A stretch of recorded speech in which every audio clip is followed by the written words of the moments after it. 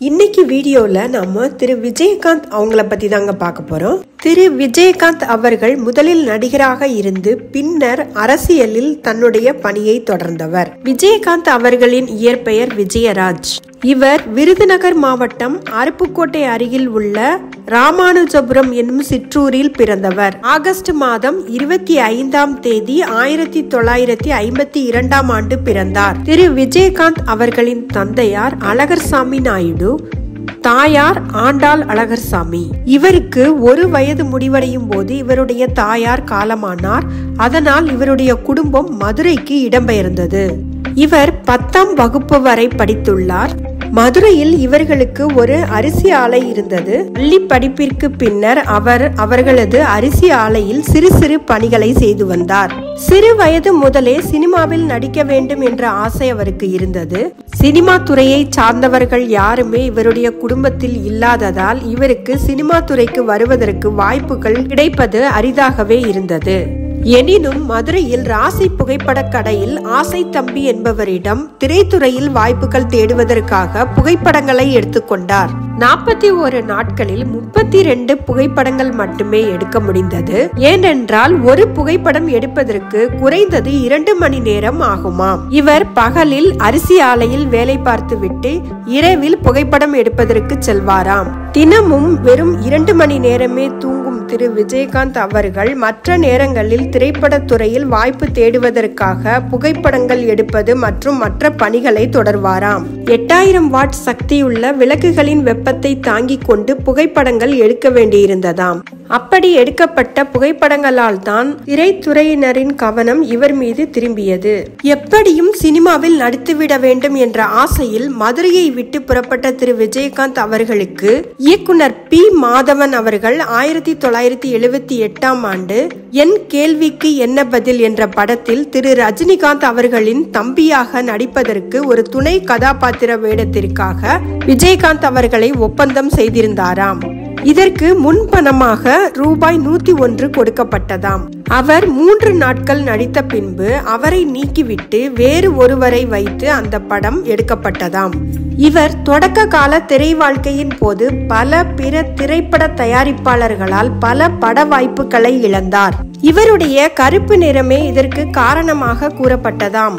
பின்னர் மதுரையைச் சேர்ந்த முகமது மசூர் என்பவர் MA காஜாவின் இனிக்கும் இளமை என்ற படத்தில் வில்லன் வேடத்தை திரு விஜயகாந்த் அவர்களுக்கு பெற்று தந்தார். இதுவே இவரது முதல் படமாகும். இப்படத்தில் திருப்பூர் பனியன் நிறுவனத்தில் வேலை பார்த்து வந்த இவரது நண்பர்கள் கொடுத்த ஆடைகளை அணிந்து நடித்திருப்பாராம். இதனைத் தொடர்ந்து கதாநாயகனாக அகல் விளக்கு என்னும் திரைப்படத்தில் நடித்தார். இத்திரைப்படத்தில் நடிக்கும் போது படப்பிடிப்பிற்காக அதிகாலையிலேயே அழைத்து செல்வார்களாம். பின்னர் அந்த படப்பிடிப்பில் கதாநாயகி வருவதை காரணம் காட்டி பிற்பகல் 3 மணி வரை சாப்பாடு சாப்பிடுவதற்கு அனுமதி தரமாட்டார்களாம். பல நேரங்களில் பசியை மறைத்து கொண்டு நடிக்க வேண்டியது இருந்ததாம்.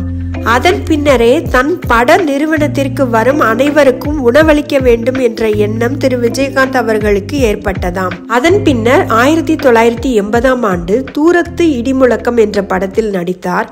இப்படம் இந்திய சர்வதேச திரைப்பட விழாவில் திரையிடப்பட்டது. இந்த படத்தில் இவருடைய நடிப்பு அனைவராலும் பாராட்டப்பட்டது.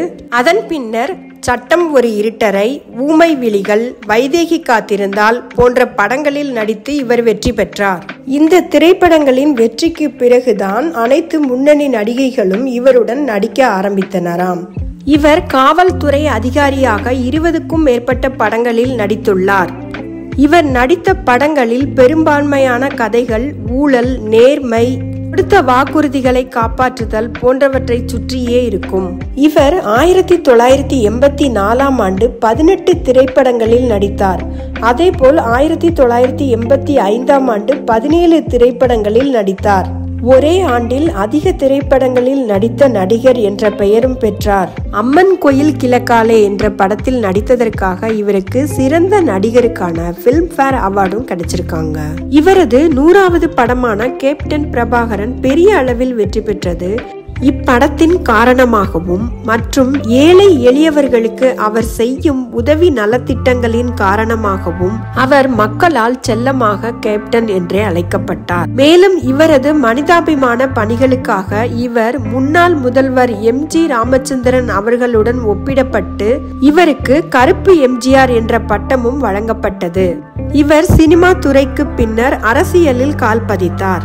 இவர் தேசிய முற்போக்கு திராவிட கழகம் என்ற கட்சியை நிறுவினார்.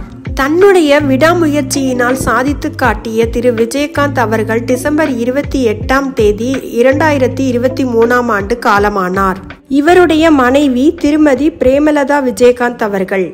இவர்களுக்கு விஜய பிரபாகரன், சண்முக பாண்டியன் என 2 பிள்ளைகள் உண்டு. இதில் சண்முக பாண்டியன் அவர்கள் சகாப்தம் என்ற திரைப்படத்தில் கதாநாயகனாக அறிமுகமாகியிருந்தார். இந்த திரைப்படத்தில் திரு விஜயகாந்த் அவர்கள் சிறப்பு வேடமேற்று நடித்திருந்தார். இதுவே இவரது கடைசி படமாகும். இவருடைய இறப்பிற்கு பின்னர் 2024 இவருடைய மனிதாபிமான பணிகளுக்காக இவருக்கு பத்மபூஷன் விருதும் வழங்கப்பட்டது. இவர் நடிகர் சங்கத்தின் தலைவராக இருந்தபோது நடிகர் சங்கமானது கடன்களிலிருந்து மீண்டது. நடிகர் சங்க உறுப்பினர்களின் ஓய்வூதிய திட்டத்தையும் இவர்தான் கொண்டு வந்தார். நலிவுற்ற நடிகர்களுக்கு பல உதவிகளை செய்த திரு விஜயகாந்த் அவர்கள் தயாரிப்பாளர்களுக்கு உதவுவதற்காக சில படங்களுக்கு தன்னுடைய சம்பளத்தின் ஒரு பங்கை விட்டு கொடுத்தார். மொத்தத்தில் இவரை உழைப்பால் உயர்ந்த மாமனிதர் என்றே சொல்லலாம்.